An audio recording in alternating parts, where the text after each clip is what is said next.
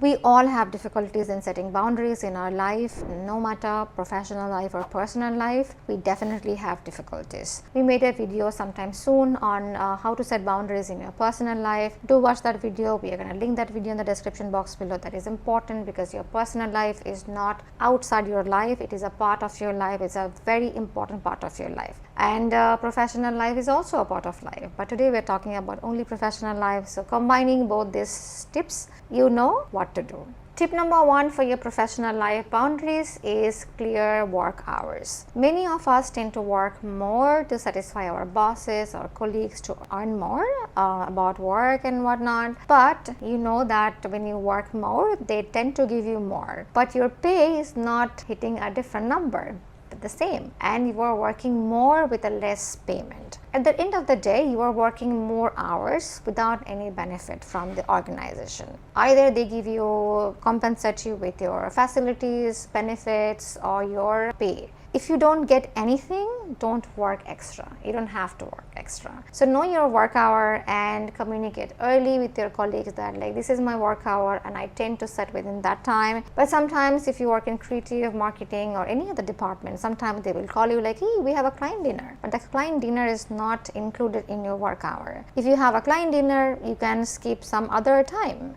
You can leave early next day because you had a meeting in your dinner time, which is your personal time, but you had work meeting at that time. That is not included in your work hour. So try to adjust your work hours and know clearly that what is your work hour. I am guilty of it. I worked many more hours, many more departments with a small pay, and I was exhausted at some point, and I had fights with my bosses. I had fights with my colleagues because I thought I'm working more and I'm not appreciating more. They're not appreciating me more. They're not giving me more because I was working more. But the point is, they did not ask me to work more. I am the one who has taken more workload. I was the one who was thinking that I can work more and I can get more things done and maybe I'll get more benefits, but that was our thinking. I did not communicate in advance with my team, with my boss or with the HR. But if you want to work more hours, that's totally fine. If you want to raise faster, that's okay. But remember, there is no shortcut to success. You have to work hard day and night, but don't work extra for nothing. If you have something in mind, if you have planned out something, then it's fine. But if you don't know what you are doing, just don't work extra. Instead, you work on your personal development on those hours and you can have different job with a higher salary with a more benefits.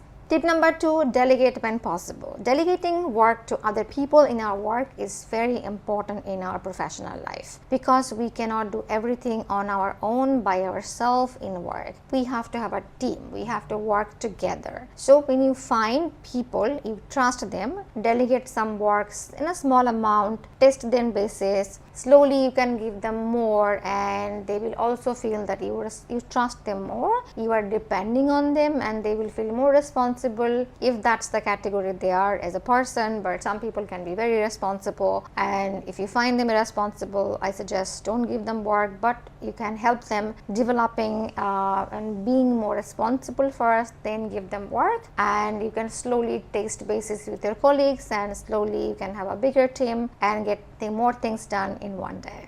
Tip number 3, prioritize tasks. Understand what is important and what is urgent task and work accordingly. We made a video some time back about this topic, discussing in details about this topic. We're going to link that video in the description box below. Please do watch that. That's a very important video. If you watch that, if you understand what we talked about, that will definitely change your professional life. If you're an expert, maybe we can learn from you, but we're sharing whatever I have experienced in my personal life, whatever I have learned in a hard way, so you don't have to do the same. So understand what is important and what is urgent, because sometimes we can do something in the beginning of our day which is less important, less urgent, and we can tend to miss the most important and most urgent task in the day, and we have to do it next day, and that was very important and urgent. We needed our attention right away, but we have failed to understand what was urgent and important. So understand what is important and urgent to you according to your work, according to your deadline and team members, and work accordingly.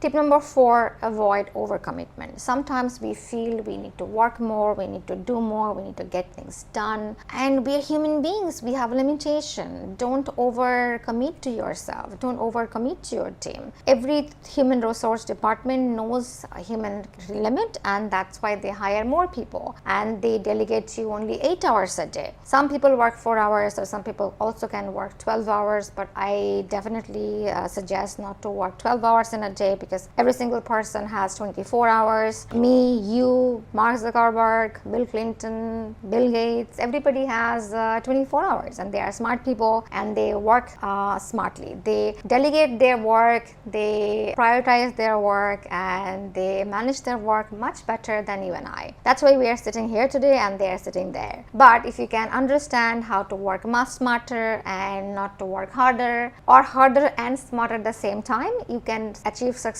in the more faster than many other people. So understand what is your limit and work accordingly. If you overcommit, you might sometimes help other people not to understand your boundaries, because you are not setting your boundaries by yourself. But when you have understanding about your limitation and you set a boundary to only work at that amount of time, then they will also understand what you can do and what you cannot do, and they will delegate you accordingly.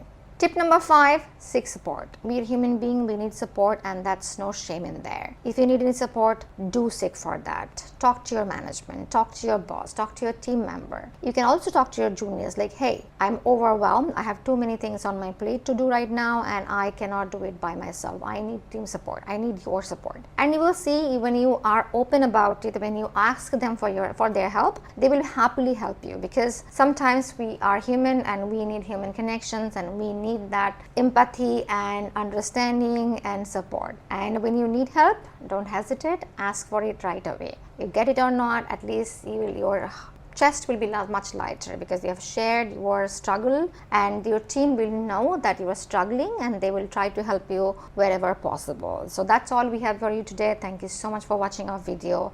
See you soon.